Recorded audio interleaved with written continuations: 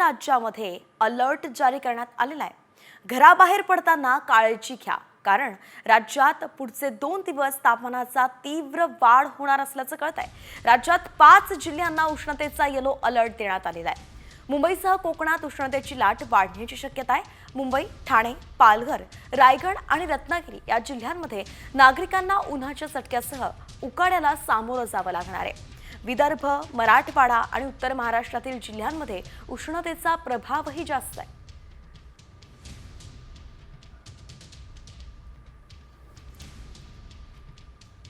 एकीकडे आपण पाहतोय, आत्ताच आपण दृश्य पाहिली, कोकणात अवकाळी पावसानं धुमाकूळ घातलाय, शेतकऱ्यांना अगदी कोंडीस पकडलाय, तर दुसरीकडे इतर राज्यामध्ये तापमान वाढतानाच दिसतंय। विदर्भ, मराठवाडा आणि उत्तर महाराष्ट्राला तर अलर्ट जारी करण्यात आलेला आहे। उष्णतेचा प्रभाव जास्त इथे दिसतोय आणि येत्या काही दिवसांमध्ये हा जो प्रभाव आहे तो अजून वाढणार असल्याचं कळतंय। राज्यात जवळपास 5 जिल्ह्यांना उष्णतेचा अलर्ट जारी करण्यात आलाय। नंदुरबारमधलं तापमान पाहिलं तर 42.3 अंश सेल्सिअस असं नोंदवलं गेलं। रायगडचं 39.9 अंश सेल्सिअस, लोणावळ्याचं 39.8 अंश सेल्सिअस, तर अकोल्याचंही जवळपास तेवढंच तापमान होतं।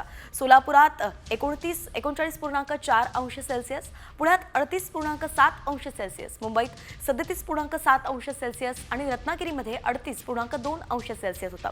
छत्रपती संभाजीनगरमध्ये 37.2 अंश सेल्सिअस होतं। चंद्रपुरातही तेवढंच होतं।